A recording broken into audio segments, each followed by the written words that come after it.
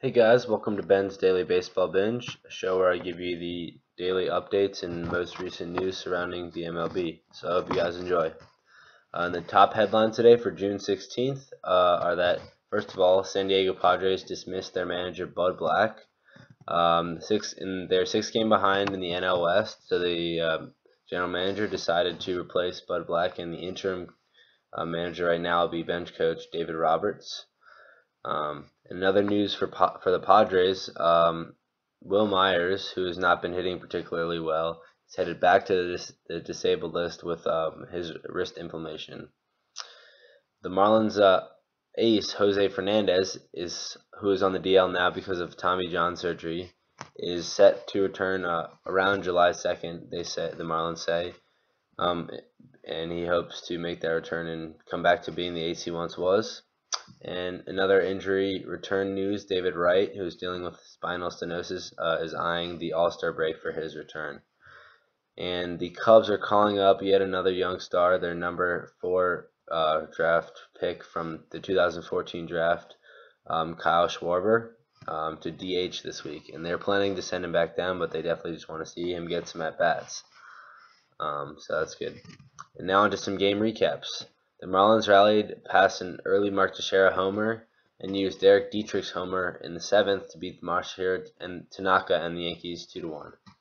Francisco Liriano pitched a 2-hit shutout in 8 innings, struck out 12, and the Pirates had 18 hits and clobbered the White Sox 11-0. Another great pitching performance, Wei-Yin Chen tossed 8 scoreless, Matt Wieters hit a 3-run bomb, and the O's beat the Phils 4-0. Hannibal Sanchez might have pitched the best game of them all, throwing a 2-hit shutout, striking out 7, and the Tigers beat the Reds 6-0. The Reds starter, pitcher John Moscott, was actually dislocated his shoulder on a play during the first inning and was taken out. So that's unfortunate. We hope he gets better. The Braves offense backed 6 scoreless innings from rookie Williams Perez to beat the Red Sox 4-2. Wilmer Flores hit the walk-off single in the 11th to help the Mets come back and end the Blue Jays' win streak at 11. The Mets are won 4-3.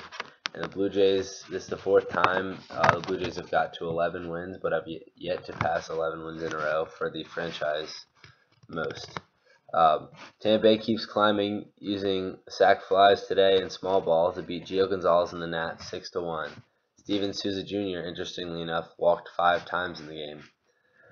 The Astros hit 4 home runs to top the Rockies 6-3, and Dallas Keuchel got the win.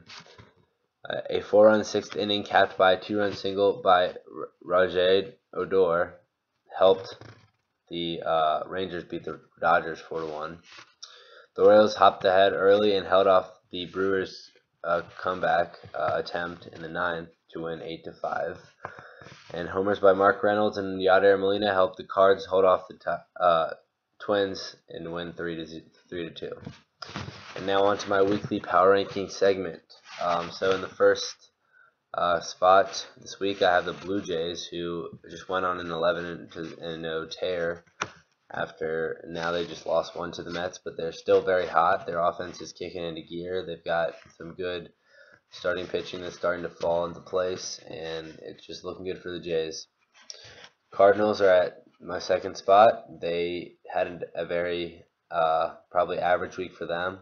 They're going 3-2. They got good pitching, good offense. Nothing special, but they just have the best record in baseball, and they're a good team, probably the hardest team to beat in baseball. The Pirates, who have hot pitchers, A.J. Burnett and Garrett Cole, just keep winning, and they're getting offensive production from Josh Harrison and Andrew McCutchen and others, so that's good for them. So they're in the 3rd spot. 4th spot, I have the Dodgers, who have Yasiel Puig back, hitting very strongly. They have Zach Greinke pitching great, and Clayton Kershaw and the rest of the rotation also just pitching fabulously. So pitching is highlighting their team and putting them in the 4th spot. In the 5th spot, I have the Rays, who it's an unlikely 5th spot, but they've been getting great pitching from Chris Archer and the ones behind him, and they've been getting timely offense to help them win games. And right on the hunt are the Cubs and the Royals. So look for them to maybe make a move if one of these teams falls off. But those are your power rankings for this week, and I'll see you guys tomorrow.